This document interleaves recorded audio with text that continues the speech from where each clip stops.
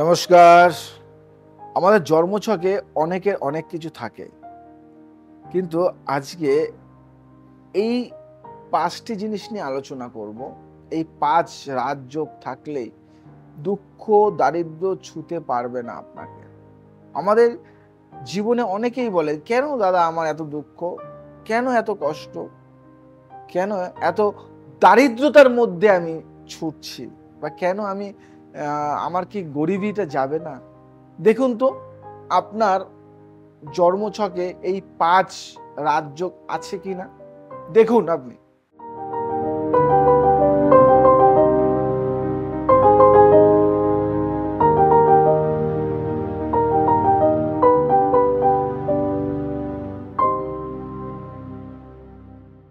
আপনার জন্মছকে এই ৫ রাজযোগ থাকলে দুঃখ দারিদ্র ছুঁতে পারবে না আপনাকে।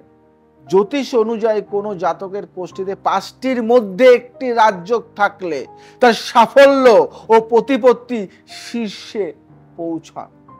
কোন কোন রাজযোগের কথা বলা হচ্ছে ভালো। গ্রহ নক্ষত্রের কারণে জাতকের কোষ্ঠীতে নানান শুভ অশুভ যোগ তৈরি হয়ে থাকে। জ্যোতিষ অনুযায়ী জাতকের কোষ্ঠীতে শুভ যোগ থাকলে ব্যক্তি ধন, স্বাস্থ্য, শিক্ষা, কেরিয়ার, প্রেম সহ জীবনের বিভিন্ন ক্ষেত্রে লাভ অর্জন করে থাকেন। তবে জাতকের কোষ্ঠীতে অশুভ যোগ তৈরি হলে তাদের জীবনের অন্ধকার, দুঃখ, দুর্দশা ঘনিয়ে আসে।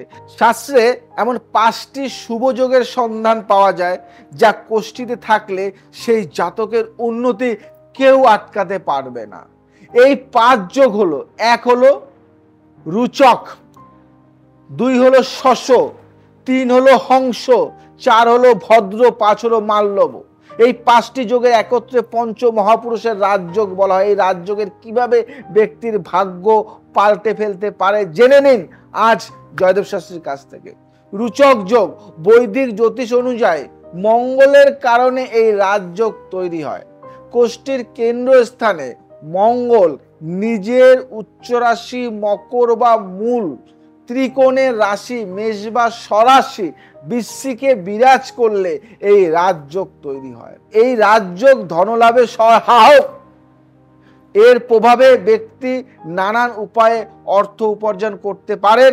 এছাড়াও এই রাজযোগ যে জাতকের কোষ্ঠীতে থাকে তারা চাকরিতে উচ্চ পদ লাভ করেন। পাশাপাশি এর ফলে শারীরিক ও মানসিক লাভ অর্জন করা যায়। আবার কোনো ব্যবসায়ীর কোষ্ঠীতে এই রাজযোগ থাকলে তাদের ব্যবসার গতি বৃদ্ধি পায়, ধন লাভের পথ প্রশস্ত হয় সেই ব্যক্তির। এই রাজযোগের প্রভাবে ব্যক্তির বিদ্যা ও জ্ঞান বিস্তার লাভ করে। এই প্রভাবে এর প্রভাবে জাতক উচ্চ শিক্ষা ও বুদ্ধিমান হয়। ভদ্রযোগ, ভদ্রযোগটা কি? জাতকের কোষ্ঠীর প্রথম, চতুর্থ, সপ্তম ও দশম স্থানে, প্রথম ঘর, চতুর্থ ঘর, সপ্তম ঘর ও দশম ঘর বুধ স্বরাশি মিথুন বা কন্যায় উপস্থিত থাকেন, তখন ভদ্রযোগ তৈরি হয়। এই যোগ অত্যন্ত শুভ। এর প্রভাবে জাতকের জীবনে ধন সমৃদ্ধি বৃদ্ধি পায়। এই যোগে তৈরি হলে জাতকের জীবনে ওঠাপড়া দেখা দেয়। এর ফলে ব্যক্তির সমৃদ্ধি ও সাফল্য লাভ করে। জ্যোতিষ অনুযায়ী এই রাজযোগ জাতকের জীবনে আর্থিক সমৃদ্ধির দিকে ইশারা করে। জাতকের কোষ্ঠীতে এই যোগ তৈরি হলে ব্যক্তি ব্যবসায় সাফল্য লাভ করে।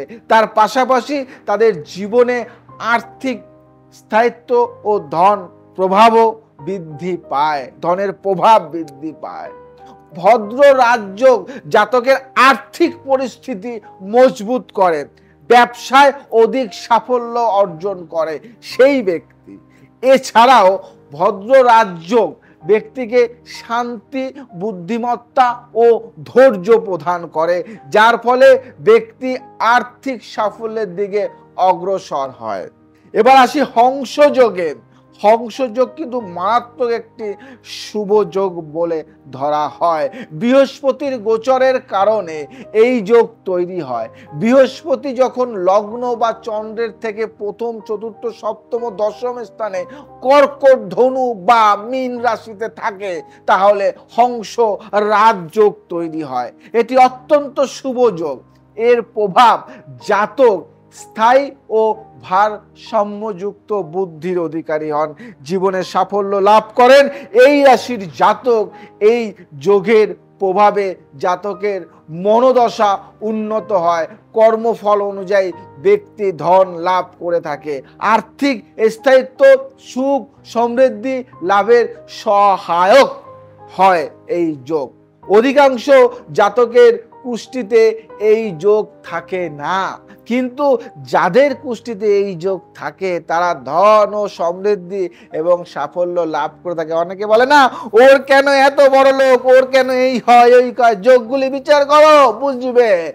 মালব্য যোগ, মালব্য যোগ শুক্রের অবস্থানের কারণে এই যোগ তৈরি হয়। জ্যোতিষ অনুযায়ী শুক্র স্বরাশি বৃষ ও তুলা বা উচ্চ রাশি মীনের প্রথম, চতুর্থ, সপ্তম বা দশম কক্ষে উপস্থিত থাকলে মালব্য রাজযোগ তৈরি হয়। জ্যোতিষ শাস্ত্রে মালব্য রাজযোগকে অত্যন্ত শুভ রাজযোগ মনে করা হয়। এর প্রভাবে ব্যক্তি ধন, সমৃদ্ধি ও সাফল্য লাভ করতে পারে। এই যোগ যে জাতকের কুষ্টিতে থাকে তারা আর্থিক স্থায়িত্ব অর্জন করতে পারেন, সমৃদ্ধি প্রদান করে এই যোগ। আবার চন্দ্র এই যোগের ক্ষেত্রে গুরুত্বপূর্ণ ভূমিকা পালন করে। চন্দ্রের প্রভাবে জাতক আবেগপ্রবণ, সংবেদনশীল ও সহনশীল হয়ে থাকে। জ্যোতিষ অনুযায়ী যে জাতকের কুষ্টিতে মালব্য রাজযোগ থাকে তারা ধন, সমৃদ্ধি, আর্থিক সাফল্যের শীর্ষে পৌঁছায়। সুখ ও সম্পত্তিতে ভরে থাকে তাদের জীবন।